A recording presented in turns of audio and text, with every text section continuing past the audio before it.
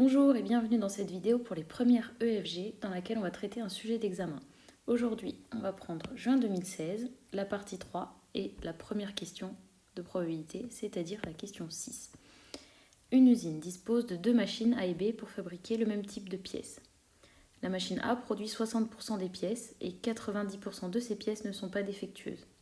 La machine B produit les pièces restantes et 95% de ces pièces ne sont pas défectueuses. Première question, recopier et remplir le tableau ci-dessous. Alors déjà, attention, pendant l'examen, si c'est marqué recopier, eh bien, il faut recopier, sinon le correcteur ne lit pas ce que vous avez rempli sur le poli. Donc faites bien attention. Alors allons-y. On me dit que la machine A produit 60% des pièces. Donc dans la machine A, j'ai 60% et je peux remplir déjà les cases des totaux. Bon, du coup, la machine B produit les pièces restantes, il va y en avoir 40%.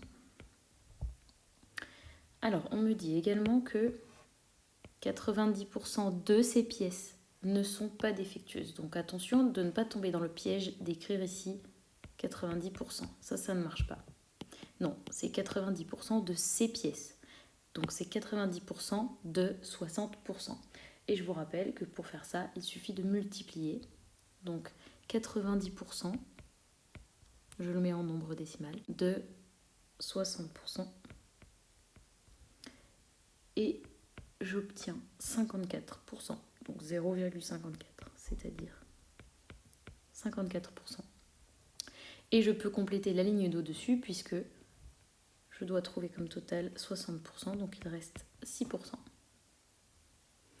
Ensuite, la machine B produit les pièces restantes, ok, on a mis le 40, et 95% de ces pièces ne sont pas défectueuses. Donc comme tout à l'heure, on va avoir 95% de ces pièces, donc c'est 95% de 40%, et on va obtenir 38%.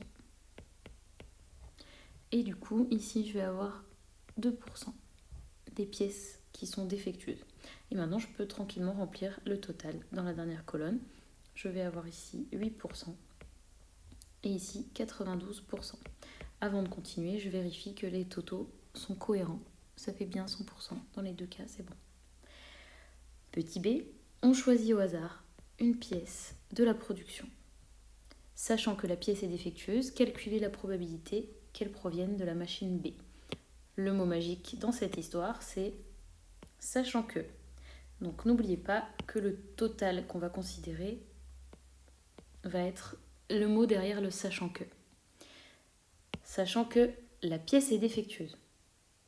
Donc le total que je prends, c'est celui-là. Le total des pièces défectueuses. Ok, vous pouvez déjà écrire ça. Voilà, c'est comme ça que ça marche. Alors la probabilité qu'elle provienne de la machine B. B, sachant